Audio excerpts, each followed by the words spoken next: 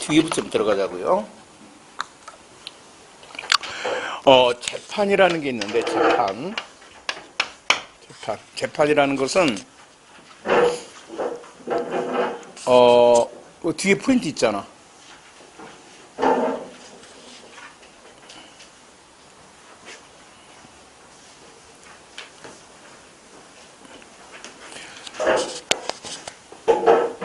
법관의 의사표시, 그러니까 법관이 뭔가 자신의 의사를 표시하는 걸 재판이라 그래요. 자신의 의사를 표시한단 말이야.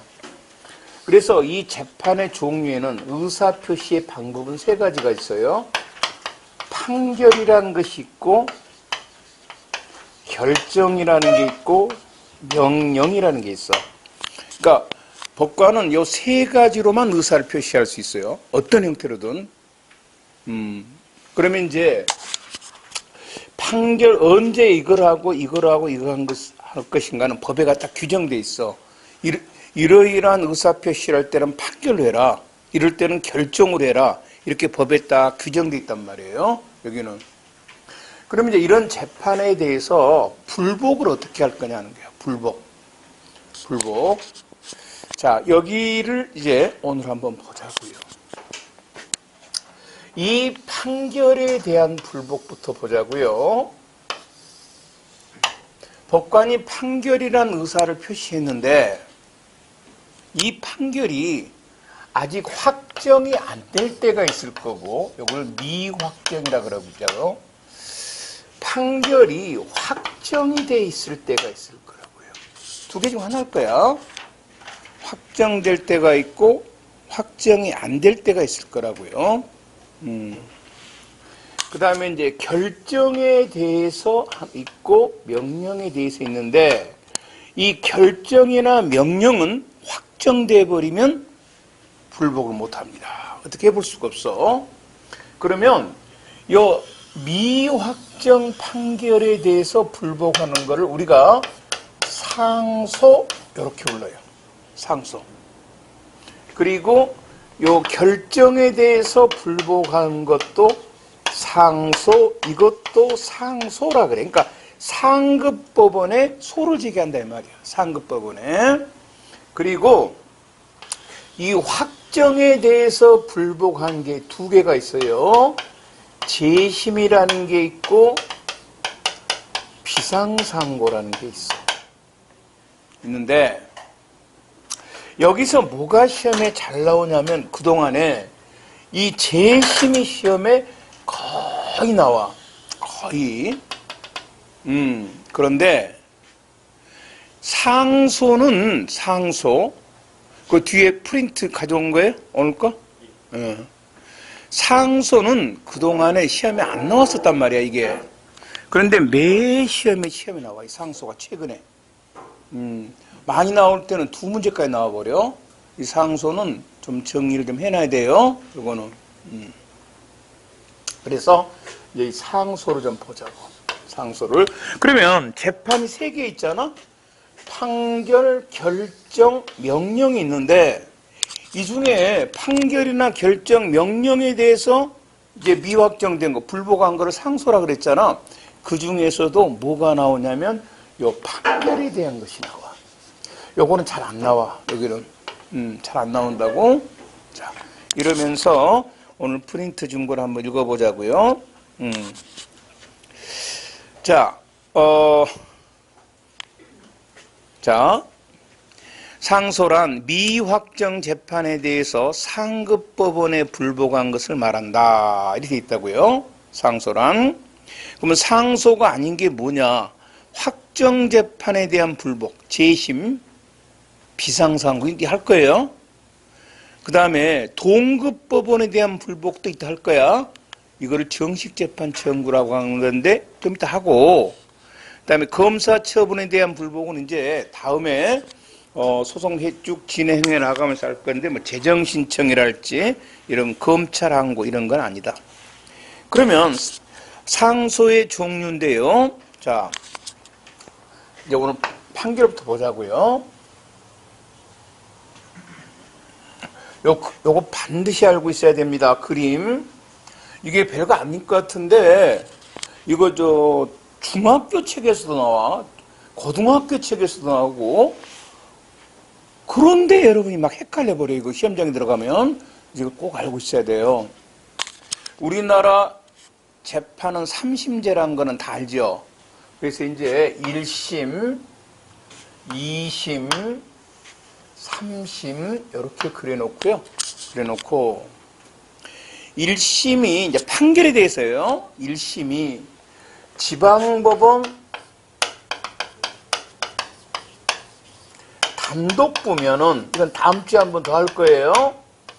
단독부란 것은 판사 혼자 재판한다는 거예요. 이건 다음 주에 한 번 더 할 건데, 그러면 2심을 우리는 뭐라 그러냐면 항소한다 이렇게 불러요.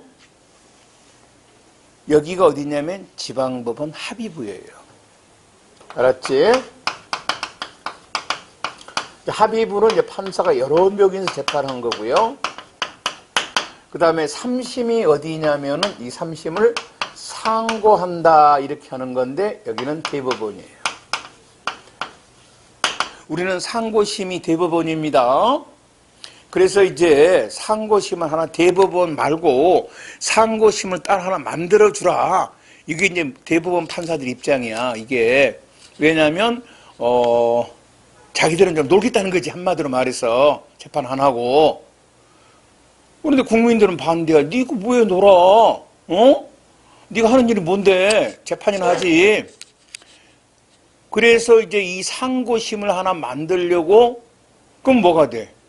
이제 대법원은 할 일이 없지. 지금 폰만 잡고 다닌 거야. 그래서 이제 이걸 하려고 양승태란 사람이, 대법원장이야. 그 사람이 이제 박근혜하고 둘이서 이제 짝꿍짝꿍 해가지고, 이 상고심 만들려고 했잖아. 그래가지고 이제 양승태가 이제, 하여튼 재판이 끝나봐야 알겠지만, 현재 이제 그 검사가 공소한 사실에 의하면, 그 박근혜가 이제 뭐 하지 마라 그랬어? 일본 재판하지 마라. 일본 그거. 그래서 이제 양승태가 그거 안 하고 어쩌고 해갖고 막 이게 나오잖아. 응? 지금 나 재판 받고 있잖아. 지금 걔네들. 뭐 하나 만들어 달라는 거야? 상고심을 따로 만들어 달라는 거야. 대법원 사지 말고. 지금 대법원 세요. 요거. 그 다음에 1심이 지방법원 합의부면은 항소를 어디다 하냐면 고등법원에다가 해요. 고등법원에. 그리고 상고는 어디다 한다? 대법원에다 하는 거예요. 됐죠?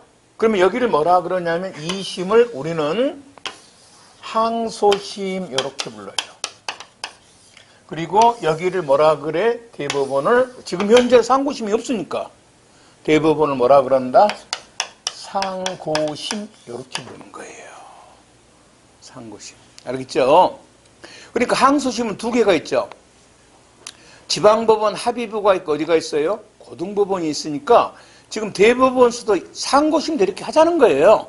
자기들도 다 몰아서 안 하고 상고심 하나 있고 아주 중요한 것만, 막 종전의 판례를 변경할 필요가 있다 할지 이렇게 어마어마하게 중요한 것만 하겠다 이 말이에요. 업무가 너무 많다는 거야, 자기들 입장은. 이 말입니다, 지금 이제. 자, 요게 이제 판결에 대한 겁니다. 판결. 알겠죠? 결정은 마지막에 좀 보도록 하고. 그러면 상소 요건에 상소권자 이렇게 나와 있잖아요. 그럼 상소는 누가 하냐? 재판을 받은 사람이 하겠죠.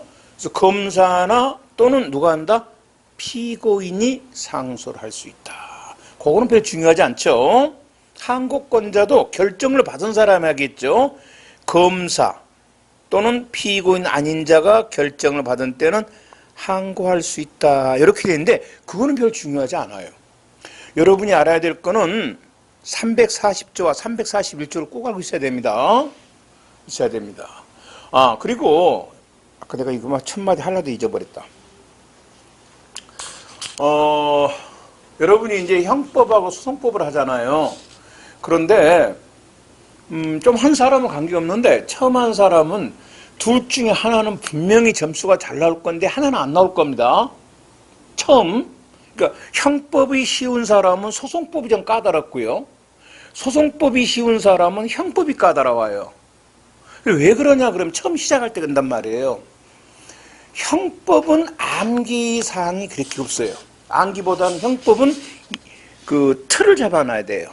그 이해 위주란 말이에요. 이해 위주. 논리적이니까. 그러니까 암기를 별로 싫어하고 어떤 논리적인 걸 좋아하는 사람은 형법이 더 편해요. 소송법은 이건 절차법이에요. 이거는 조문을 하나하나 꼼꼼히 해갖고 이거는 초군해야 돼. 이거는. 그러니까 이거는 암기사항이 많아요. 이건 뭐 논리적으로 보기 이러는 게 아니야. 이거는. 그러니까 이제 당연히 자기 취향에 따라서 처음 공부할 때는 어느 하나가 버벅대요. 특히 여학생들은 이 소송법이 많이 시험 시작할 때 버벅댑니다. 왜 그러냐 그러면 이건 절차법이란 말이에요. 그렇기 때문에 아무래도 흐름 절차가 여자들은 좀 이 평상시에 막 형사 문제 같은 거 별로 신경 안 쓰잖아요. 이런 거 낯설어 해요. 그래서 소송법 제일 잘하는 애가 이제는 보면 누가 잘하냐면요. 학교 다닐 때 데모한 애들 있죠. 그러니까 경찰서 한 2번 들락날락한 애들은 아주 잘해요. 왜? 경험이 살아나거든, 저렇게. 그래서 아니면 드라마를 보더라도 막 법정 드라마 같은 거 있잖아요. 범죄 드라마 같은 거. 이런 거 본 사람들도 이게 저래서 했어 하고 이해를 합니다. 그런데 점수는 뭐가 잘 나오냐면 소송법이 잘 나옵니다. 소송법은 한 번 틀만 딱 잡아놓으면 이건 하나 이상 안 틀려요. 여기는. 그래서 시간도 아주 절약되고. 소송법은 어떻게 공부해야 되냐면 우선 가장 소송법에서 중요한 거는 역시 기출문제입니다. 제 이제 프린트에 나와 있는 문제는 무조건 암기를 해놔야 돼요. 그럼 17개는 맞아. 알겠죠? 그 다음에 한 1년 더 보면 18개 만다 했잖아. 3년치 정도 보면은. 그리고 그 내용 보면 19개 맞는데 그러면 하나가 어디서 나오냐? 마지막 하나가 조문에서 나와요. 아주 법조문을 틀어버립니다. 일부러 틀리게 하려고. 그래서 아니면 이번 2차 시험처럼 뭔 느닷없이 저 보도하는 책 뒤에 있는 배상명령을 낸다 할지. 그 배상명령은요, 소송촉진특례법이라는 법이 있습니다. 그러니까 아예 만점을 안 주겠다는 게 쉽게 말해서, 응? 그것도 제 뒤에 소년법하고 2개를 딱 냅니다. 근데 소년법은 맞을 수도 있어요. 그동안 여기서 하니까 막 끄집어 들어와서 맞을 수가 있단 말이야. 그런데 이제 그런 건 틀린 거야. 찍어 그냥 아무거나. 그래도 나만 틀린 건 아니니까. 그런 관계 없는데 이 조문 같은 거 이걸 잘 알고요. 흐름을 잘 하는 게 바랍니다. 그러니까 특히 소송법은 내 칠판에 흐름을 자꾸 그려줄 거란 말이에요. 그래서 그 그림을 잘 보면서 암기를 하기 바랍니다. 그냥 암기가 안 돼요. 이거는 왜냐면 절차 흐름이니까. 흐름이니까. 자, 그러면 먼저 여러분이 거기 시험에 자주 나온 게 340조와 341조 있잖아요. 요건 좀 조심해야 됩니다. 우선 소송법에서 법정대리인이란 말을 쓸 때가 있을 거고요. 대리인이란 말을 쓸 때가 있을 겁니다. 그럼 앞에가 얘가 숨어져 하나 있어요. 대리인 그럼 얘가 임의대리를 말합니다. 임의대리. 그러면 법정대리인을 누구를 말하냐고 머릿속에서 생각하지 말고 법정대리인은 이제 법에 정해진 대리인인데 여러 명이 있는데 우리가 필요한 사람은 미성년자에 대한 친권자 있죠. 친권자하고 부모의 미성년에 대해서 또 하나가 그 회사 같으면 대표이사 있죠. 요 둘이를 말한다고 생각하세요. 그리고 대리인을 누굴 말하냐 그러면 여러분 변호사를 말한다고 생각하세요. 알았죠? 앞으로 여러 군데서 소송법에서 법정대리인, 대리인 이렇게 나오는데요. 이렇게 생각하지 말고 법정대리인 그럼 친권자 아니면 법인 대표이사 이렇게 생각하고요. 임의대리인 그러면 대리인 그러면 누구다? 변호사 이렇게 합니다. 이렇게 하면 이해가 빠를 거예요. 그러면 미성년자가 피고인이에요. 그러면 이제 미성년자가 판결을 받았어요. 뭐 징역 1년을 받았다고. 그럼 미성년자 본인도 뭐 한다? 억울하니까 뭐야? 뭐 항소할 수 있겠죠. 뿐만 아니라 누구도 할 수 있어? 부모도 할 수 있죠. 그런데 이 부모도 할 수 있는데 부모는 미성년자가 반대도 할 수 있습니다. 미성년자가 저 상소 안 하렵니다 해도 부모는 보호자예요. 보호자. 할 수가 있는데 그 다음 봅니다. 341조가 배우자, 피고인의 배우자, 직계 친족, 형제 자매, 원심의 대리인이나 변호인, 둘 다 누구로 본다? 변호사들. 얘네들은 피고인을 위해서 상소할 수 있는데 전항의 상소는 피고인의 명시한 의사에 반하여 하지 못한다 이렇게 돼 있어. 자, 그러면 대리인, 변호사가 상소할 때는 할 수는 있는데 피고인이 명시적으로 반대하는 거야. 나 상소 안 할 거야. 그럼 할 수가 없어요. 맞죠? 그런데 법정 대리인은 피고인이 명시적으로 반대해도 상소를 할 수가 있다 이 말이에요. 왜? 법정 대리인 상소권자는 몇 조예요? 340조고 배우자나 직계 친족의 그 상소권은 몇 조입니까? 341조예요. 차이점이 뭐가 있죠? 341조 상소권자는 피고인이 명시적으로 반대하면 상소 못하죠. 근데 법정 대리인은 그 말이 없죠. 법정 대리인은 명시적으로 반대해도 뭐 할 수 있다? 상소를 할 수 있단 말이에요. 요거 하나 체크해 놓습니다. 두 번째, 우리가 형사소송법에는 동거인이라는 사람이 자꾸 튀어나옵니다. 고용주라는 사람하고, 동거인은 누구냐면 그냥 동거하는 사람, 쉽게 말해서 혼인신고 안 하고 같이 사는 사람, 이 사람이 할 수 있는 게 딱 두 군데가 있어요. 나중에 배울 적부심사라는 게 있어요. 그리고 보석 청구를 할 수 있어요. 그 외에는 못합니다. 그래서 상소 못합니다. 여기서 배우자란 어떤 배우자? 혼인신고한 배우자를 말해요. 혼인신고 안 한 배우자를 뭐라 그래? 동거인이라고 합니다. 그 사람은 나중에 정리해 놓을 거예요. 이런 건 못합니다. 자, 그 다음에 이제 다음 페이지를 한번 넘어가 봅시다. 일부 상소입니다. 일부 상소. 너무 간단합니다. 자, 봅시다. 법원에서 판결을 할 때 여러분, 일부 상소는 뭐예요? 말 그대로 일부만 상소한다는 거죠? 그럼 이제 봅시다. 내가 예를 들어 놨습니다. 그거 기억부터 한번 봅시다. 강도죄, 가번에 기억에 강도죄로 징역 3년, 사기죄로 징역 2년이 선고됐습니다. 어떤 사람에 대해서. 이 사람 뭐 사건이 여러 개고 판결이 몇 개 있죠? 2개 있죠? 이 경우 여러분 당연히 뭐야 일부 상소할 수 있어 없어? 있겠죠. 하나만 할 수 있잖아. 나 강도죄는 그래 수긍해. 하지만 사기죄는 내가 왜 사기죄 난 무죄야 라고 할 수 있죠. 그러니까 다시 한번 이건 이해해도 돼. 일부 상소하려면 당연히 판결이 몇 개 있어야 돼? 여러 개 있어야 돼. 그러면 똑같은 말이지만 강도죄는 유죄 판결, 사기죄는 무죄 판결을 했습니다. 자, 사건이 2개고 판결이 몇 개입니까? 2개죠. 일부 상소할 수 있을 겁니다. 그럴 때 이제 피고인이 그냥 상소를 했어요. 어느 것을 특정 안 하고.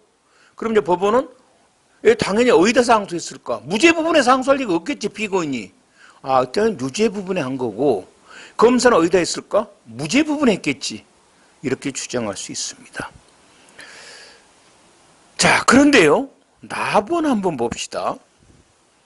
강도죄와 사기죄가 경합범이 돼가지고요, 형을 가중해서 2개를 합쳐서 징역 10년을 선고했습니다. 그러니까 사건은 2개인데 판결은 하나죠.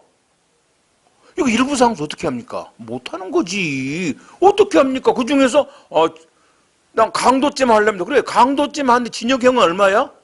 한 개밖에 안 돼, 10년. 그 중에 딱 떼어서 한 7년만 하렵니다. 안 되죠. 그럼 못합니다, 일부 상소를. 답원입니다. 강도죄 징역 10년과 몰수형이 선고됐다 했는데요. 죄가 몇 개입니까? 하나입니다. 여기 일부 상소 어떻게 합니까? 이거를 시험에 물어보는데 아니 막 틀립니다. 저 이해가 안 돼요. 수개의 사건에, 자, 수개 붙었어요. 수개의 사건에 형이 하나가 선고됐습니다. 일부 상소할 수 있는가? 이거는 안 되죠. 어떻게 합니까? 일부 상소를. 일부 상소하려면 적어도 사건이 여러 개고 판결도 몇 개가 돼야 돼? 여러 개가 돼야지. 그중 하나를 상소하는 걸 뭐라 그래? 일부 상소라 그러잖아요. 나머지는 못합니다. 일부 상소를. 이렇게 돼 있는 거고요. 그 다음입니다. 그런데 니은입니다. 그런데입니다. 그런데 일부 상소를 할 수가 없는데 일부 상소를 하면 어찌 되냐는 겁니다. 알았죠? 일부 상소를 아까 일부 상소를 하려면 판결이 몇 개가 돼야 돼? 사건이 여러 개고 판결이 여러 개가 되면 이제 그중에 일부 상소하면 뭐야? 그 부분만 상소한 거이 되는데 일부 상소가 안 되는데 일부 상소를 해버린 거예요. 그냥 자, 우리요 이런 거 있습니다. 나중에 형법 시간에 배우겠는데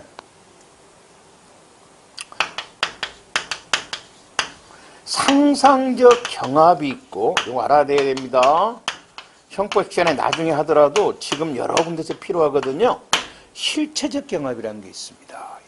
상상적 경합은 한 개의 행위를 했는데 수개의 죄가 발생합니다.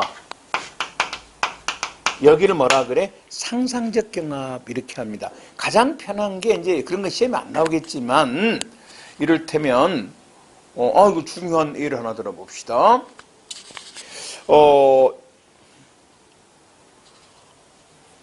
이 밑에 그 병원에 가서 원장이 뺨을 막 이 새끼만 치를 이딴밖에 못하고 때렸습니다. 막 행위가 몇 개야? 하나죠. 막 원장 멱살 잡고 막 때리고 있단 말이야. 근데 죄는 몇 개 나오냐면 2개 나옵니다. 왜? 때렸으니까 무슨 죄야? 당연히 폭행죄죠. 그 다음에 남의 업무를 방해했잖아요. 업무방해죄가 됩니다. 그럼 이때는 뭐라 부른다? 폭행죄와 업무방해죄 무슨 범? 상상적 경합범 이렇게 합니다. 알았죠? 이게 행위가 하나인데 죄가 몇 개야? 여러 개. 이거는 소송법에서 몇 개의 죄로 보냐면 한 개의 죄로 봅니다. 하나의 죄로. 왜? 이거는 형을 가중 안 하고요. 2개 중에서 무거운 형으로 처벌해 버립니다. 그러면 실체적 경합은 당연히 뭘까? 여러 개의 행위가 있었는데 뭐다? 여러 개의 죄가 발생하는 경우를 우리는 뭐라 그래? 실체적 경합이라고 합니다. 됐죠? 실체적 경합. 영어 실체적 경합 얘는 뭡니까? 수없이 쓸 수 있지 뭐. 어제는 강도, 오늘은 사기, 내일은 뭐야? 절도, 모레는 뭐야? 살인. 실체적 경합이라고 합니다. 됐죠? 그 다음에 포괄일죄라는 게 있는데 여기까지만 하면 돼요. 요 여러 개의 죄, 그러니까 상상적 경합이 됐던 실체적 경합이 됐던 이 여러 개의 죄 있잖아요. 수개의 죄를 하나로 묶습니다. 하나로 묶어. 묶은 걸 뭐라고 하자? 우리가 포괄하자는 겁니다. 포괄. 수개 하나로 묶어요. 포괄해서 하나의 범죄로 우리가 만든 거를 포괄일죄. 이건 뭐가 있어야 돼? 법에 규정이 있어야 됩니다. 그러면 어떻게 해보자고요? 봐봐. 나중에 형식 다 배울 겁니다. 몽둥이를 들고 경찰을 때렸습니다. 경찰이 다쳤어요. 그럼 이제 그 위험한 물건을 들고 이제 그 사람을 폭행하면은 이게 특수 공무집행방해입니다. 다쳤죠? 그러니까 이제 뭐가 돼? 폭행치상이 됩니다. 행위가 하나죠? 근데 죄는 몇 개 나왔습니까? 2개 나왔죠? 그러니까 특수 공무집행방해죄와 폭행치상죄가 뭐가 돼? 상상적 경합이죠. 그런데 이 새끼 나쁜 새끼잖아. 그래서 아까 상상적 경합은 뭐로 처벌한다 그랬어? 중한죄로 처벌한다 했었죠? 그것보다 더 무겁게 처벌하려고 특수 공무집행 방해 치상 다 묶어버렸습니다. 이런 범죄가 있습니다. 이걸 포괄일죄라고 합니다. 포괄일죄. 자, 절도. 어제도 절도, 오늘도 절도, 모레 절도. 밥만 먹으면 절도했어요, 얘가. 여러 개 행위죠. 그러면 이제 여러 개 절도죄가 되잖아요. 요거를 묶어버립니다. 그래서 이걸 뭐라 그래? 상습 절도라고 합니다. 포괄일죄입니다. 그러니까 포괄일죄가 되려면 반드시 법에가 뭐가 있어야 돼? 그 하나로 묶는 규정이 있어야 됩니다. 그래서 우리 시험에 이제 형법제에 많이 나온 게 규정이 있을 법한데 없는 게 있어요. 바로 무면허 운전이 없습니다. 그러니까 무면허 운전을 얘가 면허도 없는 애가 시간만 나면 면허 잘 몰고 다녀. 상습적으로. 죄책이 뭐냐 물어보면 뭐가 될까요? 실체적 경합이 됩니다. 왜? 포괄하는 규정이 없어. 그러니까 무면허 운전을 날마다 했단 말이야. 한 열흘 동안 했어. 행위가 10개 있죠. 그래서 이제 하나로 묶으면 뭐가 돼? 상습 무면허 운전죄가 되는데 이런 범죄가 없어요. 그때는 그래서 운전에 뭐가 된다? 실체 경합. 여기 이제 자주 나오는 건데. 자, 그러면 여러분의 여기서 그러면 요 상상적 경합은 이제 몇 개형이 선고된다 그랬어요? 그 중에 중한형으로 선고되니까 뭐야? 한 개의 판결이 나오겠죠? 맞잖아요. 그 다음에 실체적 경합은 한 개의 판결을 할 때가 있을 거고, 여기는 여러 개의 판결을 할 때가 있습니다. 요거 이제 한 개의 판결을 할 때는 이제 가중을 하는 경우가 있는데, 이건 좀 이제 깊이 들어갑니다. 그냥 있다는 건데, 말로만 한번 해볼게요. 요 실체적 경합범위 2개가 있어요. 형법 37조에서 배울 건데, 37조 전단의 경합범위 있고, 후단의 경합범위 있습니다. 그리고 전단과 후단은 경합범위 아니에요, 이게. 그러니까 죄를 2개 선고해야 됩니다. 그러니까 똑같은 사안을 놔도 죄를 몇 개 선고해야 되면 2개 선고해야 됩니다. 1죄, 2죄 이렇게 선고하는 거예요. 여러분 이렇게 생각하면 돼. 뭐라 그럴까요? 지금 만일에 누구지? 최근에 어떤 놈이냐? 죄지고 들어간 놈. 신창훈이라고 하자. 여러분 잘 아는 신창훈이가 지금 이제 무기징역을 살고 있었잖아요. 교도소에서. 그래갖고 또 탈옥을 했죠. 그러면 또 당연히 뭐가 돼? 도주죄가 되죠. 맞잖아요. 그러면 도주죄와 전에 받은 무기징역은 경합범위 별도로 형을 선고해야 됩니다. 하나 더 선고해야 돼요. 1죄, 2죄 그럽니다. 난 형법 시간에 배우고. 포괄일죄는 당연히 몇 개의 형을 선고할까? 1죄니까 2죄죠. 묶고서 하나니까 한 개의 판결을 선고할 겁니다. 그러면 요 상상적 경합에서는 일부 상소를 할 수 있어 없어? 못합니다. 할 수가 없잖아요. 판결 하나니까.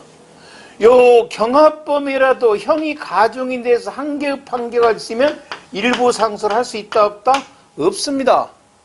맞죠? 여기만 일부 상소를 할 수 있어요. 이건 안 됩니다. 일부 상소가. 맞죠? 안 됩니다. 못합니다.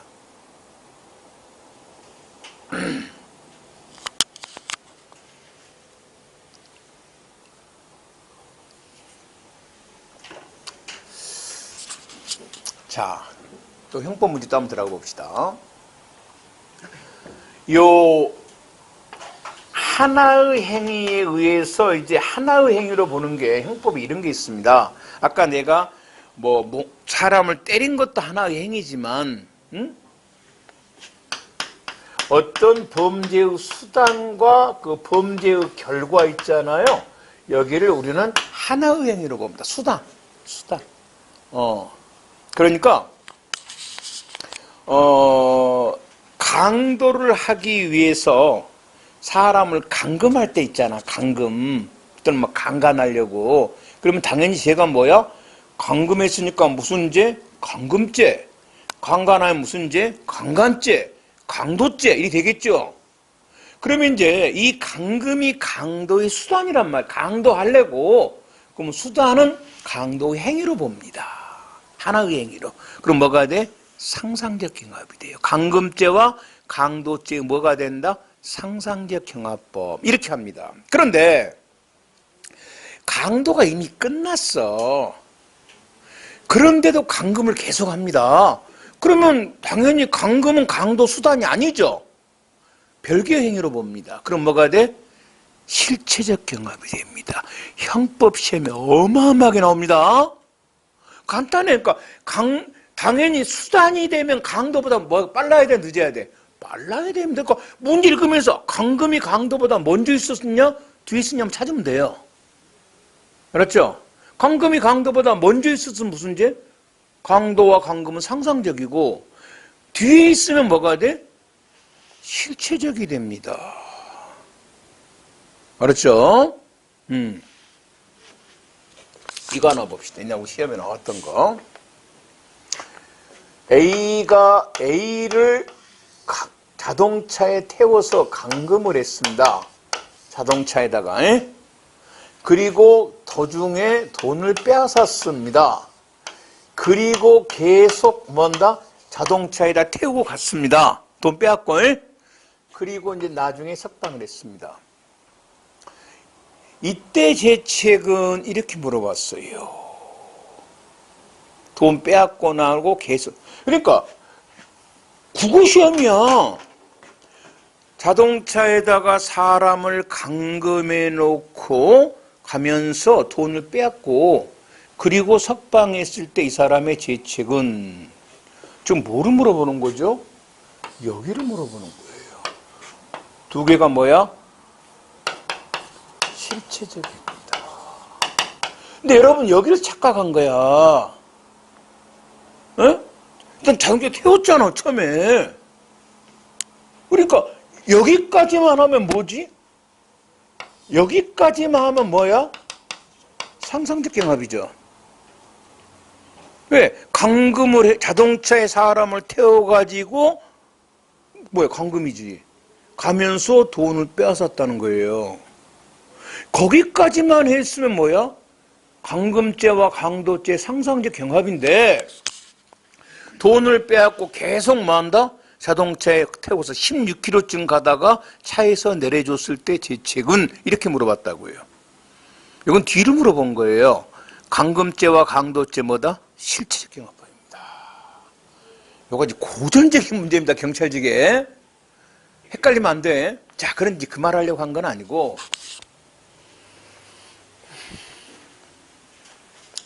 그래서 이제 법원은 요 두 개에 대해서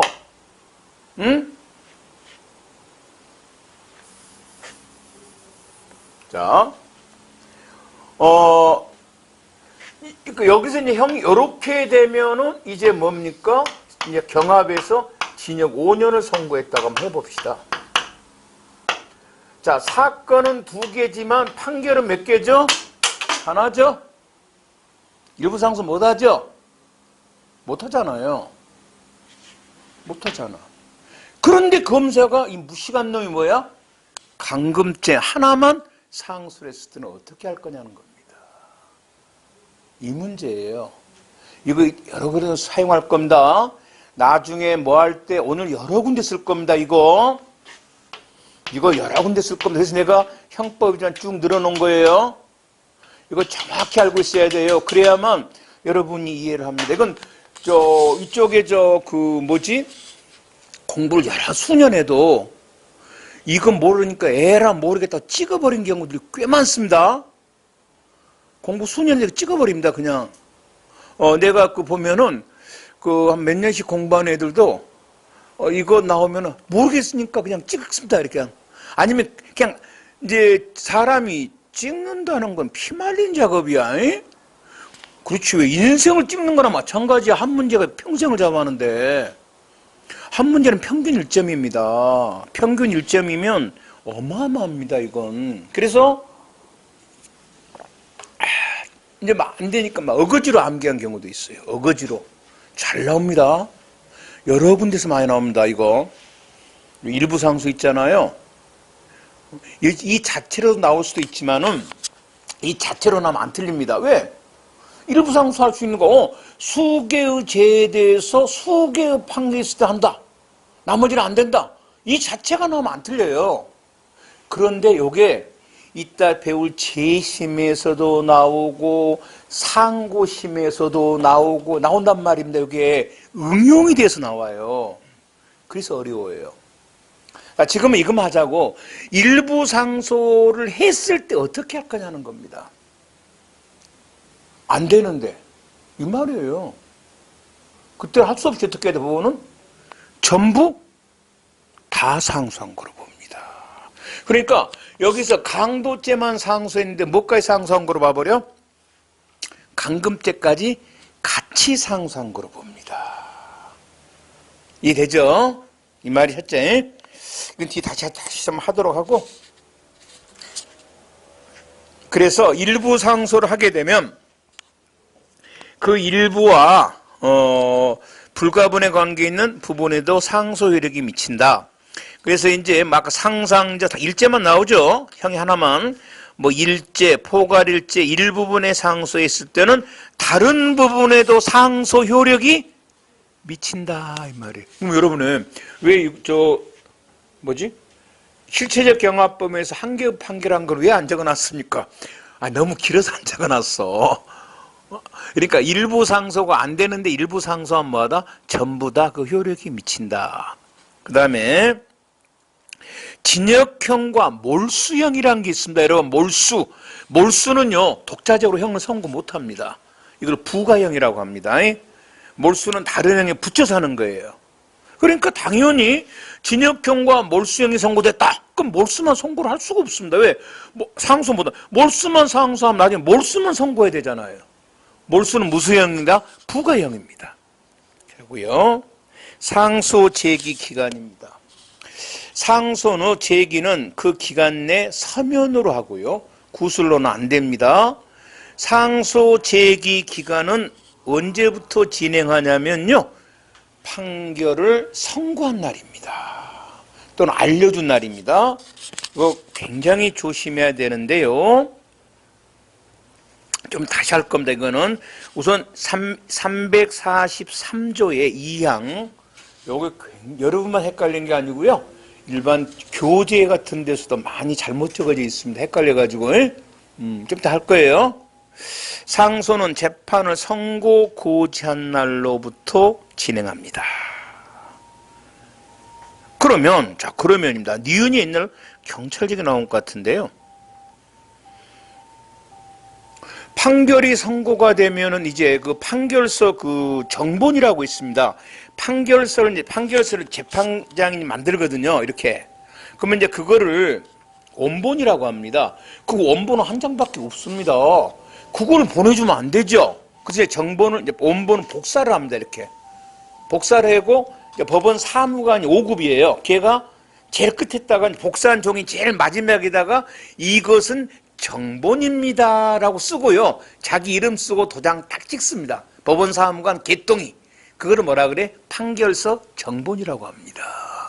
그 정본을 이제 보내줍니다. 그럽니다. 판결이 오늘 선고됐어요. 오늘이 11월 4일입니다. 오늘 선고됐는데 정본서를 보내면 지가 빨리 받아봤자 뭐 한 다음 주나 받겠죠? 다음 주 뭐 한 10일로 받다 해봅시다. 그러면 상소는 기간은 언제부터 진행됩니까? 선고한 날입니까? 정본서를 받은 날입니까? 선고한 날이죠. 맞잖아요. 법에 그렇게 있잖아. 343조가 상소 제기 기간은 재판을 선고한 날로부터 진행하니까 판결서 정보를 받은 날이 아니란 말이에요. 맞죠? 그러니까 판결서 정보를 받지 않아도 뭐 할 수 있어? 선고가 되면 상소를 할 수가 있습니다. 이렇게요. 그 다음에 344조입니다. 그러면 상소를 이제 아까 서면으로 해라 했잖아요. 서면으로 하는데 교도소에 있는 사람은 서면으로 하는 게 이제 그 뭡니까? 지가 직접 가서 제출할 수도 있고 우편으로 보낼 수도 있고 그러잖아요. 그런데 교도소에 있는 사람이 어떻게 갑니까? 그래서 교도소, 구치소에 수감되어 있는 사람은 이 상소장을 교도소장이나 구치소장에게 제출하면은 그 기간 내에 제출한 거로 봅니다. 이걸 뭐라 그래? 재소자 특칙. 재소자가 뭔 줄 알죠? 특칙이라고 하는데 현재 재소자 특칙이 인정이 안 되는 게 딱 두 개 있습니다. 이건 나중에 다시 할 거예요. 재정신청서는 그러니까 둘 다 재정신청이 있는데 반드시 10일 이내에 지방검찰청 검사장에게 제출돼야 됩니다. 이건 교도소장한테 제출했고는 안 돼요. 재정신청서는. 두 번째, 아이고 이거 안 고쳐놨습니다. 재정신청 기각결정이 3일 바꾸세요. 7일로. 금년에 바꿔줬습니다. 이거 엄청나게 중요한데 이거 안 바꿔놨지 내가? 눈에 안 보였습니다. 7일로 바꾸세요. 7일로. 7일입니다. 대법원에 도달돼야 됩니다. 자, 그 다음에 이제 345조입니다. 이건 좀 지울게요. 상속, 그림, 집에 가서 그림 보면서 이해하셔야 돼요. 상속권 회복 청구라는 것은요, 상소할 수 있는 자가 자신의 책임질 수 없는 사유, 책임질 수 없는 사유로 이따 상소 기간이 있습니다. 7일인데 그 기간이 넘어갈 수도 있죠. 자기의 잘못 없이. 응?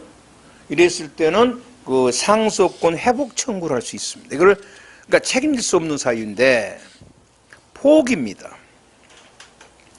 상소 포기라는 것은 뭐냐면 상소를 하기 전에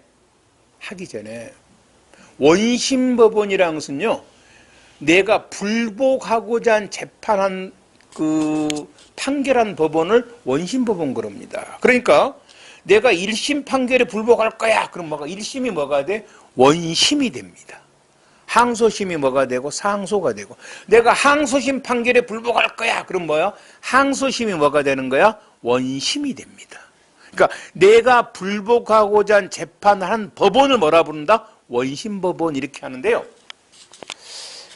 자, 포기는 그 상소를 하기 전에 원심법원에 나 상소 안 할 거예요. 여기를 뭐라 그래? 상소 포기라고 합니다. 포기. 검사나 피고인 또는 항고권자는 포기 또는 취하할 수 있는데 단 사형 무기징역이나 무기금고가 선고된 판결에 대해서는 상소 포기를 못합니다.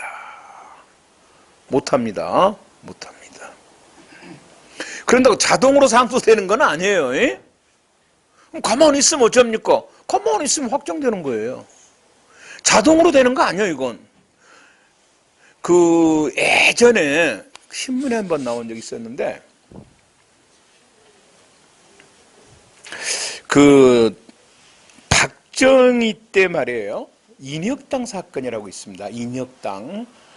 그래가지고 이제 그 대학생들, 서울대 대학생들에서 그 뭐 국가 전범을 꿈꿨다 해가지고 전부 사형을 선고했습니다. 1심에서.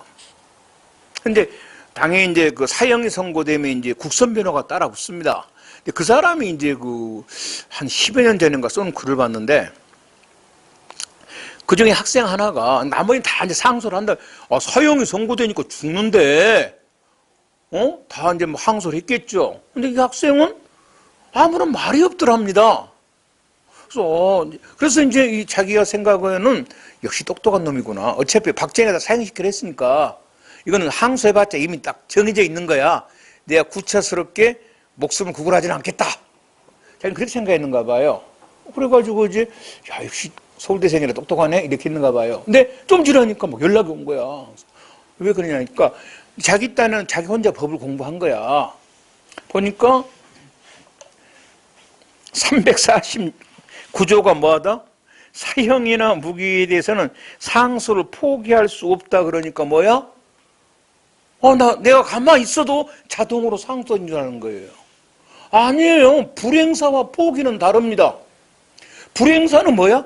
가만히 있는 걸 불행사라고 합니다. 포기는 내가 적극적으로 의사를 표시하는 걸 뭐라 그래? 포기라고 하는 겁니다. 이 학생들 착각을 해버린 거예요. 알겠죠? 누구 잘못이야? 이 사람 잘못입니다. 회복 청구 못합니다. 그래서 사형당했는데 물론 그럼 상소한 사람도 어찌 됐냐? 다 사형당했습니다. 결론은 사형당했습니다만은 어찌됐든 포기하고 불행사는 다릅니다. 예? 포기는 내가 안 하겠다는 의사를 표시하는 겁니다. 하는 거고요. 그 다음에 상소 포기입니다. 법정 대리 있는 피고인. 법정 대리인 친권자라 그랬잖아요. 미성년. 그러면 법정 대리 있는 피고인, 그 피고인은 누구다? 미성년자라는 말이잖아요. 이 사람은 상소 포기를 할 때는 반드시 법정 대리인 동의를 얻어야 됩니다. 너무 어리잖아. 애기니까. 그런데 법정 대리인 죽고 없어요. 그럴 때는 동의를 얻지 않아도, 없는데 어떻게 동의를 얻습니까? 동의를 얻지 않아도 됩니다. 그런데 우리 시험은 그게 나온 게 아닙니다. 경찰직은.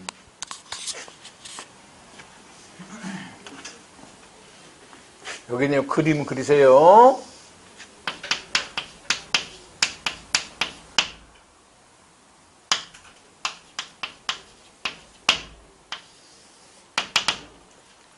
자, 상소 기간이 만료가 됐냐 안 됐냐. 상소 기간점을 딱 두고요.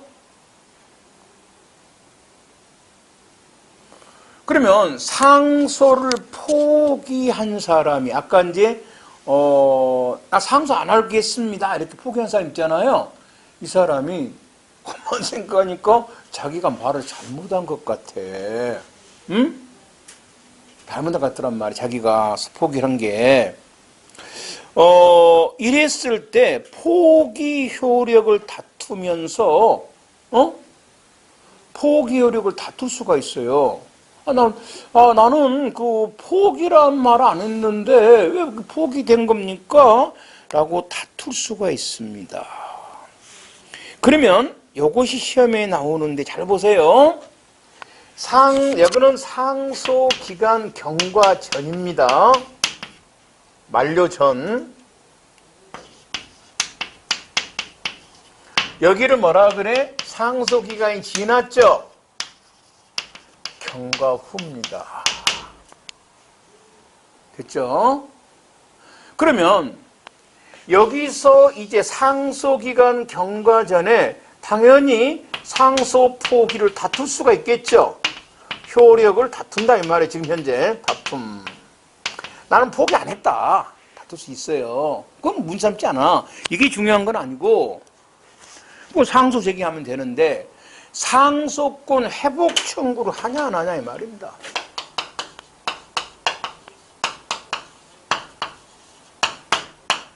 안 하죠? 왜? 상소 회복 청구는 상소 기간이 경과됐다는 걸 뭐라 그래? 상소 회복 청구라고 그러잖아요. 맞죠? 여기서는 상소 기간이 경과돼 버렸잖아요. 그러니까 상소 기간 경과 후에 상소 포기 효력을 다투면서 이때는 뭣도 같이 해줘야 돼? 당연히 뭣도 같이 해줘야 돼? 상소 뭣도 해줘야 돼? 회복 청구도 같이 동시에 해야 됩니다. 상소 기간 지나버렸으니까. 요게 경찰직의 아주 잘 물어봅니다. 아무것도 아니잖아요. 그러니까 똑같아. 상소 효력을 다투면서 상소를 제기하겠죠. 난 상소 포기한 적이 없습니다. 나 뭐 한 적이 없다? 나 상소 포기한 적이 없어. 상소 제기할 거 아니에요. 요건 똑같은데 회복 청구를 하냐 안 하냐를 물어본단 말이에요. 아주 간단. 그러니까 하나만 보면 절대 안 틀립니다. 상소 회복 청구는 상소 기간이 경과됐다는 걸 뭐라 그래? 상소 회복 청구라는 거 아닙니까? 그러니까 상소 기간이 아직 경과가 안 됐다. 그럼 뭐 회복 청구할 필요 없죠. 그냥 나 상소 포기한 적 없습니다. 이러면서 뭐 하면 돼? 상소하면 되잖아요. 맞죠? 그런데 상소 기간이 경과돼 버렸어. 그럼 당연히 무엇부터 해야 돼? 상소 회복 청구를 해야지. 나는 내 잘못 없이 기간이 지났습니다. 그리고 나는 포기한 적도 없습니다. 라고 하면서 뭐 하면 되는 거야? 상소를 제기하는 거예요. 그래서 자꾸 여러분이 여기다가 포인트를 두니까 헷갈려 버리는 거예요. 상소 회복 청구를 하냐 안 하냐. 기간이 경과됐으면 회복 청구를 당연히 해야 될 거고 상소 기간이 경과가 안 됐으면 뭐 한다? 구태여 상소 회복 청구를 할 필요가 없지 않습니까? 이런 거에 아주 좋아하는 문제입니다. 그다음에 상소 취하입니다. 상소 취하는 상소를 일단 제기했다가 취하는 건데 이건 어디다 하냐? 우선 그 피고인의 법정 대리인 또는 상소 대리권자는 피고인 동의를 얻어야만 상소를 취할 수 있습니다. 자, 상소 제기할 때는 동의 얻지 않고 할 수 있었습니다. 제기는 피고인한테 유리한 거잖아, 상소했는데 취하는 아니죠. 취할 때는 법정 대리인이라도 피고인의 동의 얻어야 돼. 아버지라도 아들아 상소 취할까? 물어봐야 된다는 거예요. 제기와 취하 달라요. 상소 제기할 때는 법정 대리인은 명시적 의사에 반해서 할 수 있고 대리인은 뭡니까? 명시적으로 반대 안 하면 할 수 있죠. 근데 취하는 법정 대리인이 됐든 대리인이 됐든 동의 얻어야 됩니다. 피고인에게 동의 얻어야 돼요. 얻어야 되고요. 포기 취하의 방식은 각종 포기 취하는 서면으로도 할 수 있고 구술로도 할 수 있어요. 말로도 할 수 있고 관할, 포기는 원심법원에 하고 취하는 원칙적으로 상소법원에 하지만 아직 기록이 원심법원에 있으면 원심법원에 하는데 이것도 시험에 잘 나옵니다. 포기를 어디다 한다고? 원심법원. 그러니까 자기가 불복하고자 하는 판결한 법원에다 합니다. 원심법원에. 그 다음에 취하는 이건 기록이 있는 법원에다 하는 겁니다.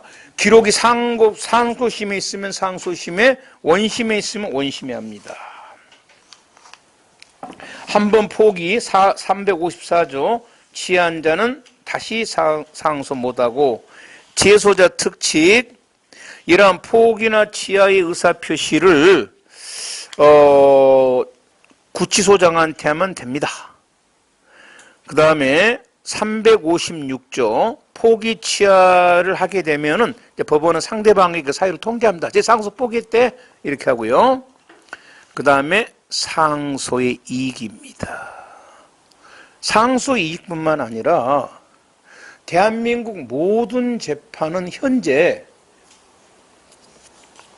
형사재판이든 민사재판이든 그 이익이 있어야만 재판할 수 있습니다. 이익이. 예? 그래서 여기 이제 그 뭐랄까요? 참고적으로 그 이익이 없어도 이제 민사재판은 외국에서는 많이 합니다. 이익이 없어. 이걸 민중소송이라는 또 뭐 클래식 액션이라고 하는 건데 외국에서는 이거 꽤 많이 인정합니다. 민사소송에서. 우리도 이거 인정하게 해달라고요. 하는데 누가 반대를 하냐면 재벌 아저씨들이 죽어라고 반대를 합니다. 자, 생각해봐요. 만일에 우리가 우유 500g을 샀어요. 500원 주고 샀다고 해봅시다. 1g에 100원이죠. 10원인가? 맞지? 500g 샀으니까 10g 부족합니다. 이 새끼가 490원만 내놔놨어. 그러면 내가 10g만큼 손해를 봤잖아. 맞죠? 그럼 10g에 대해서 나는 소송을 해서 그 우유회사에 달라고 할 수 있습니다. 그럼 10g 100원이죠. 100원 달라고 소송할 사람이 대한민국에 어디가 있어? 그런데 전국적으로 하면 돈이 뭐야? 어마어마하죠. 그래서 어느 단체가 이걸 모아서 하는 걸 뭐라 그래? 민중소송이라고 합니다. 미국에서는 많이 해요. 이런 것만 전문한 애들이 있습니다. 조심하겠죠. 우린 조심할 필요 없습니다. 그냥 공정거래위원회만 조심하면 돼요. 개인이 소송할 일이 없습니다. 개인이. 예전에 뭐 해가지고, 개인 보고 뭡니까? 막 소송 위탁, 우리 위탁받아야 변호사한테 다 있을잖아요. 나도 안 했어. 귀찮아가지고. 그래서 이 민중소송이 클래식 액션이라는 거 있어야 됩니다. 지금 현재. 이 재벌들을 감시한 수단입니다. 우리가 미국 전에 TV 한번 나오던데, 우리나라 사람인데, 그 사람은 그 라면 있잖아요. 우리나라 라면에. 그래가지고, 민중소송을 해가지고, 이제 좀 주기도 한가 봐요. 그래서 얼마 받고, 뭡니까? 컴퓨터 있죠. 노트북도 해서 좀 받고 이랬다고 하던데, 그래서 굉장히 조심해야 됩니다. 걔네들은. 조심해야 됩니다. 그리고 이제, 우리나라 좀 소송에 갖고 오려고 하는 게 절대 배벌들이 반대한 게 요 민중소송이 하나 있고요. 형사에서는 뭐를 반대하냐면 징벌배상이라는 걸 반대합니다. 징벌.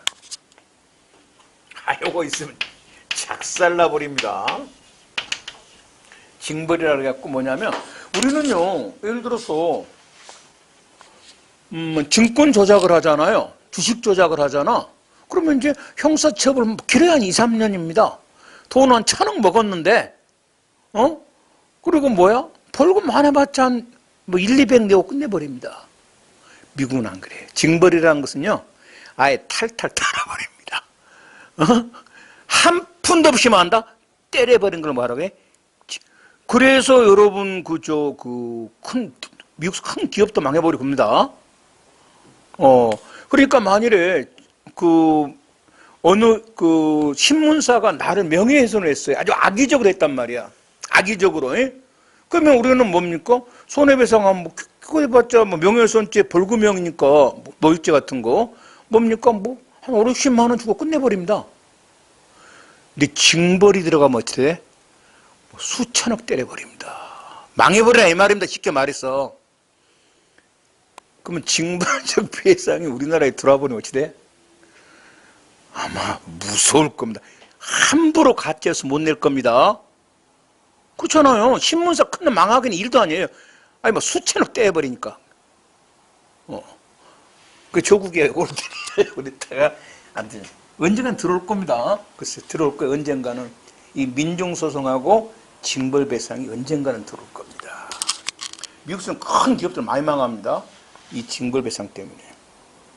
여러분 폭스 있잖아요. 폭스. 자동차 폭스 있잖아. 있잖아, 그거. 폭스바겐. 그게, 옛날에 이렇게 속여가지고 팔아먹었잖아. 몇 년 전에. 환경오염. 우리나라에서는 위험하면, 알았어, 미안. 근데 미국은 징벌적 배상 때려갖고, 여기 우리나라 따로 3조 넘을 겁니다. 10몇 조던데? 10몇 조 내놔야 됩니다. 어딘간 회사는 망해버립니다. 10몇 조 내놔. 몇 조만 돼도 망해버릴 거야, 아마. 그러니까 바짝 놀래버린 거지. 장난 못 칩니다. 알겠지? 이런 게 빨리 우리나라에 들어와야 됩니다.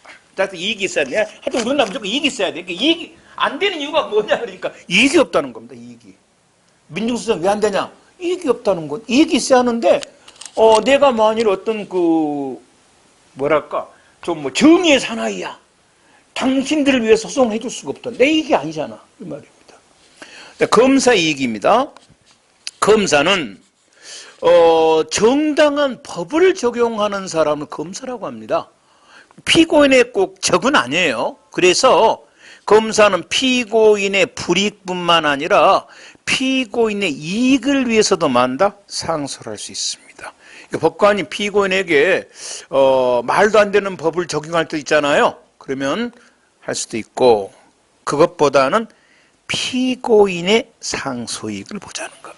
요게 현재 우리나라에서 문제가 됩니다. 자,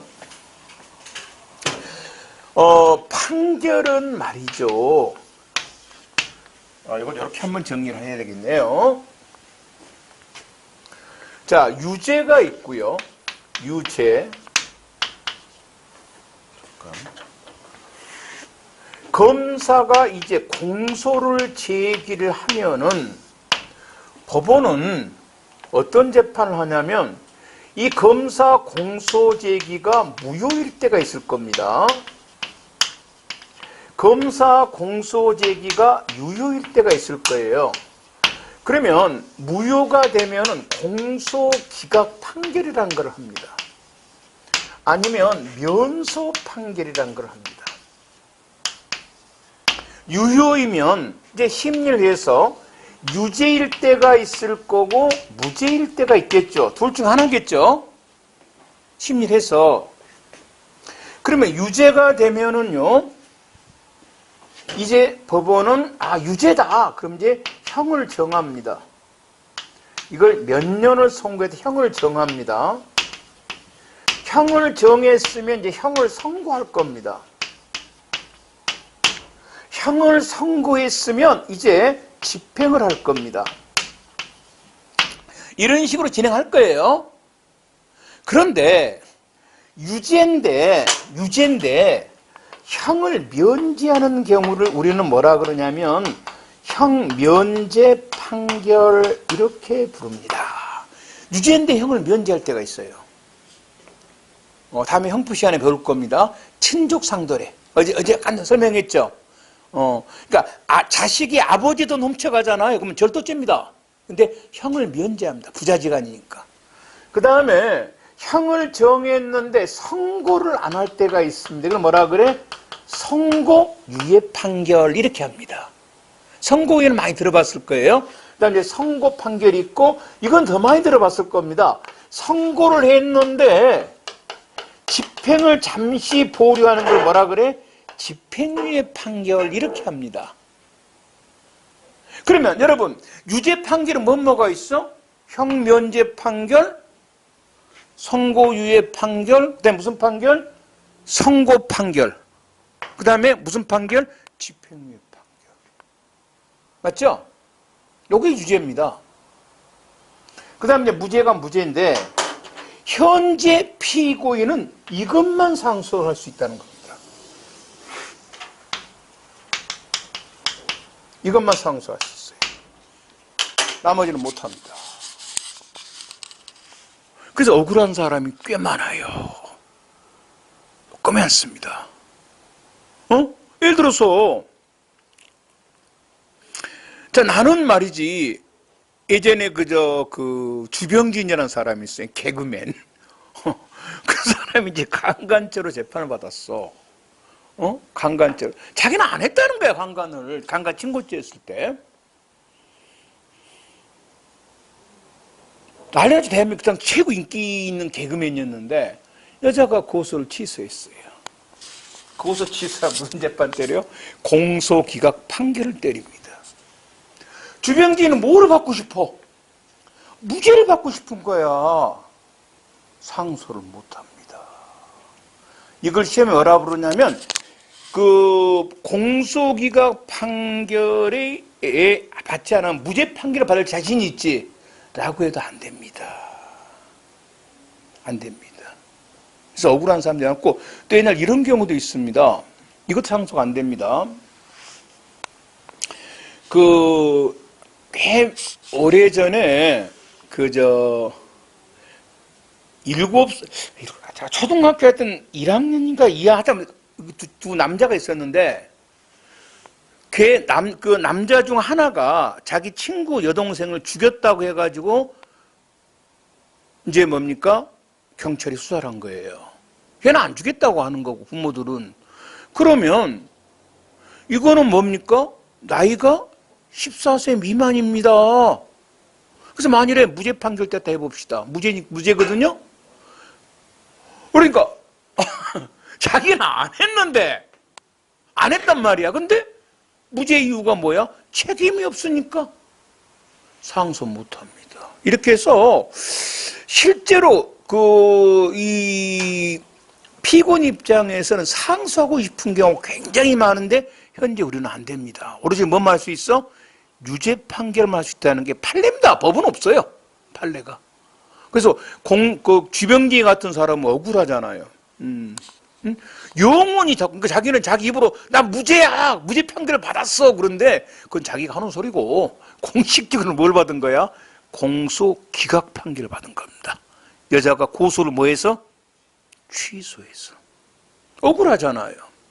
맞잖아요. 아니 떳떳하게 뭘 받고 싶어? 무죄를 받고 싶은 거예요. 무죄를. 맞죠? 무죄를 받고 싶은데 이게 안 됩니다. 아까 꼬맹이도 만일에 나는 무죄를 받고 싶은단 말이야. 범죄를 하지 않았다고. 뭐 책임이 없다 무죄 받는 게 아니라 범죄 안 했으니까 무죄를 받고 싶다는 겁니다. 안 됩니다. 법이 있는 거 아니에요? 판례가 그래요. 피고인의 상수이익은 뭔만 있다? 요 유죄 판결에 대해서만 상소할 이익이 있다는 겁니다. 다른 건 어차피 교도소 안 가지 않냐. 그래서 안 된다는 건데 글쎄요. 이겁니다. 그다음에 이제 면소 판결도 안 됩니다. 이것도 안 됩니다.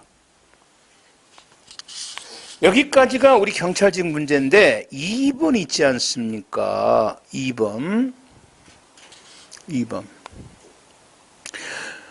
그러니까 경찰직 10개가 나왔단 말이에요. 근데 그 2번 예외적으로 나왔죠. 예외적으로. 요건 시험에 나온 적이 없어요. 그래서 유죄 판결만 상소할 수 있어. 나머지는 피고인 상소 못해. 이렇게 하면 맞을 확률은 한 99%입니다. 예외는 책에도 없는 거고 시험에 나온 적도 없고. 근데 만일에 예외가 나왔다 그러면 맞으면 여러분만 맞는 거야. 뭐냐 그러면은 위헌 결정이 이제 형법에 대해서 헌재 판례가 위헌 결정을 내리지 않습니까? 간통죄 같은 거. 그러면 거기에 대해서 법원은 무죄 판결하는 게 원칙입니다. 근데 이제 법원에서 면소 판결할 때가 있어요. 그래서 왜 그때 법원이 멍청하게 면소 판결했습니까? 이건 재심할 때 배우겠는데요. 그 날짜를 헷갈릴 때가 있습니다.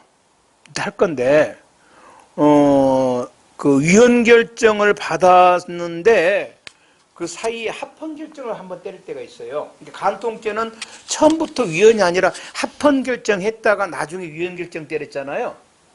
그래서 간통죄는 폐지됐죠. 당연히 없습니다, 지금. 그러면 그 합헌 결정이 있었잖아요. 합헌 결정이 있었어요. 만약 오늘 합헌 결정이 어제 있었다고, 어제. 간통죄에 대해서 어제 합헌 결정이 있어 11월 3일자로.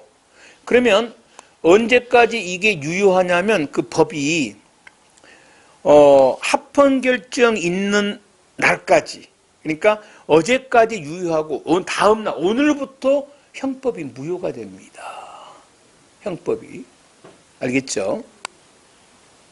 그러면 만일에 간통죄를 언제 했냐가 굉장히 중요합니다. 간통을 언제 했냐? 저번 주 일요일 날 했어. 그러면 뭐가 돼? 이 사람은 행위 시에는 법이 있었는데 현재는 법이 없죠. 어제 배웠던 것에 의해서 면소 판결을 합니다. 근데 간통을 오늘 했어. 그러면 처음부터 법이 없었던 겁니다. 이거는 위헌 결정을 했을 때는 무죄 판결해야 됩니다. 그래서 간통 날짜를 헷갈릴 때가 있어. 날짜가 뭐냐에 따라서 면소를 할 때가 있고 위헌 결정을 할 수가 있는데 판사가 날짜를 헷갈려갖고 무슨 재판 해버린 거야? 면소 판결한 거야. 나 간통 오늘 했거든? 그랬는데 판사가 이 새끼가 너 새끼 저번 주 일요일에 했잖아 새끼야 라고 해서 면소 판결한 거예요. 이랬을 때 상소할 수 있습니다. 아닙니다. 저는 오늘 했거든요. 오늘 일요일에 안 했어요. 이렇게. 근데 그거 시험에 나온 적이 없어요. 알겠죠? 그래서 그냥 면소 판결은 뭐 한다? 상소 못합니다. 피고인 뭐만 할 수 있어?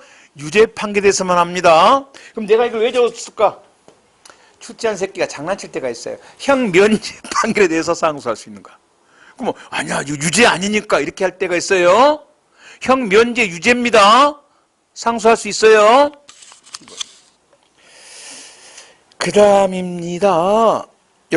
이제 이번에 그럼 상소는 구체적으로 어떻게 하는 건데 반드시 요 그림도 그려놓기 바랍니다.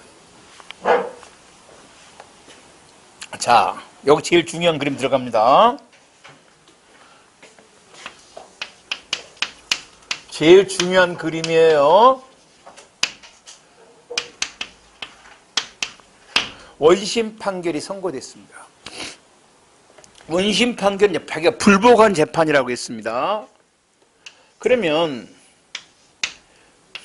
7일 이내에 상소장을 어디다 제출하냐면 원심법원에 제출합니다. 자, 금년도 어디 문제 같은데 상소장을 어디다 제출합니까? 그럼 어디다 제출합니까? 원심법원에 제출합니다. 그러니까 내가 불복하고자 한 재판한 법원에다 제출합니다. 제출합니다. 그러면 이제 원심법원에서는 이걸 심사를 합니다. 심사를 해요. 그러면 이제 아까 상소는 며칠 이내 해라고? 7일 이내 해야 되죠. 그러니까 날짜, 기간이 경과됐다 할지.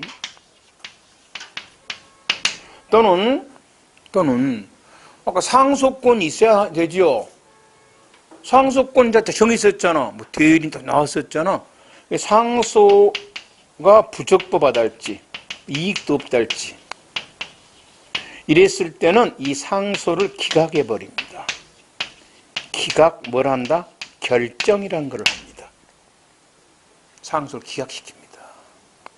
그러면 이게 이제 적법하잖아요. 상소가 적법하면 이 기록을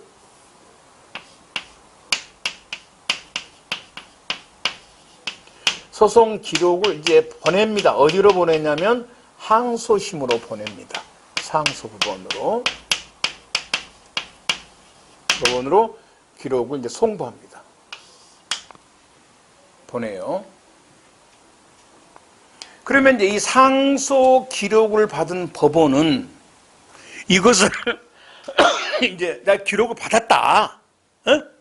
그리고 이제 이 접수 통지를 이제 상소인에게 해줍니다. 그러면 상소인은 여기다가 20일 이내입니다. 그러니까 접수 통지를 받는 날부터 20일 이내에 상소를 했던 이유를 받치게 해야 됩니다. 상소 이유서를 제출합니다. 이유서를. 그리고 이제 상대방은 10일 이내 답변서란 걸 제출합니다. 이래서 그러니까 나는 이래 상소를 했습니다. 이유를 밝히면은 이제 그 법원은 그 이유서를 받아 다시 상대방이 주면은 상대방 그에 대해 답변을 합니다. 그러면 이 상소법원은 만일에 이유서를 불제출하게 되면 제출 안 하면 상소 기각 결정이라는 걸 합니다. 자, 그 다음에 이제 다 제출했어요. 그럼 이 사건은 심리를 합니다. 해가지고 상소 이유가 인정이 되면 또는 상소 이유가 부정이 되면 둘 중에 하나겠죠.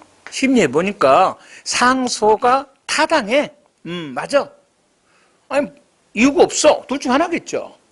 이유가 인정이 되면 원심을 파기합니다. 원심 판결을 파기해버립니다. 깨버립니다. 잘못됐으니까 상소 이유가 있잖아. 원심 잘못됐잖아. 상소심에서 원심 판결을 파기해버립니다. 그러면 상소심은 둘 중에 하나일 거예요. 항소심일 수도 있고 뭐 할 수도 있다? 상고심일 수도 있죠. 원심 판결을 파기하는 법원은 항소심에서는 뭐를 파기하냐면 1심을 파기할 거고요. 상고심에서는 뭐야? 항소심을 파기할 겁니다. 그러면 이때 항소심은 어떻게 하냐? 파기한 후입니다. 원심을 파기했습니다. 얘들은 지금 원심 파기했어요. 항소심은 원칙은 자기가 재판합니다. 그리고 나서 자기가 항소심 스스로 재판합니다. 이걸 자판이라고 하는데 자기가 재판합니다. 자기가 재판하고 예외적으로 1심으로 사건을 다시 내려보냅니다. 1심으로 환송을 시킵니다. 요 1심으로 환송하는 사유가 두 개는 있다 할 겁니다. 그건 암기해야 됩니다. 그리고 상고심은 원칙은 환송 안 합니다. 원칙은 파기환송해야 됩니다. 원심으로 환송합니다. 파기해서 1심으로 내려보내요. 환송하고 예외적으로 자기가 판결합니다. 그리고 항소 이유가 없을 때는 당연히 상소 기각 판결합니다. 이것이 일단 기본적으로 알면 굉장히 좋습니다. 거의 여기서 튀어나와요, 시험에. 이 그림을 꼭 알아놓으면 상수가 눈에 확 잡혀버립니다. 이 흐름이에요. 자, 원심 판결이 선고되면 너무 좁혀 쓰지 마세요. 사실 몇 개 더 들어갈 겁니다. 원심 판결이 선고되면 7일 이내 상소장 어디에 제출한다? 원심법원에 제출합니다. 그럼 원심법원은 뭐야? 기간이 경과됐나 안 됐나를 봅니다. 또는 적법한 상소권자가 상소했는가를 봅니다. 그래서 이 부적법한 뭐야? 상소 기각 결정이라는 걸 해버립니다. 적법한 이걸 소송 기록을 넘깁니다. 상소법원에. 그러면 이 소송법원은 여기서 이제 접수 통지를 합니다. 접수했다고. 그러면 상소한 사람 20일 내에 이유서를 제출해야 됩니다. 제출 안 하면 뭐 한다? 상소 기각 결정을 합니다. 적법하면 심리를 해요. 해가지고 상소 이유가 인정된 원심 판결을 파기를 해버립니다. 그럼 파기하면 어떻게 하냐? 상소심은 자기가 재판해요. 그런데 딱 두 가지 예외가 있는데 이때는 1심으로 사건을 환송시킵니다. 상고심, 대부분 어떻게 하는가? 원칙은 파기환송, 하급심으로 원심으로 내려보냅니다. 하지만 필요하면 자기가 재판할 수도 있습니다. 요거예요. 요겁니다. 그러니까 저번에 그 이재명이 사건 그거 대법원에서 뭐라 그랬어요? 상고심에서 이재명이 말이야 허위사실 유포 아니야. 이재명이 상소가 이유 있어 상고가. 그래서 항소심 고등법원 사건 파기한 후에 어떻게 했더라? 고등법원을 환송시켰죠. 무죄 취지에 환송을 시켰습니다. 그러니까 자기가 무죄 판결을 안 하고 고등법원으로 파기 환송시킨 거예요. 지가 해도 되는데 해도 관계는 없어요. 고등법원이 무죄 판결 내렸잖아요. 됐죠? 이렇게 하는 겁니다. 요거 지우지 말고요. 굉장히 중요한 겁니다. 조금 이따 하겠습니다. 10분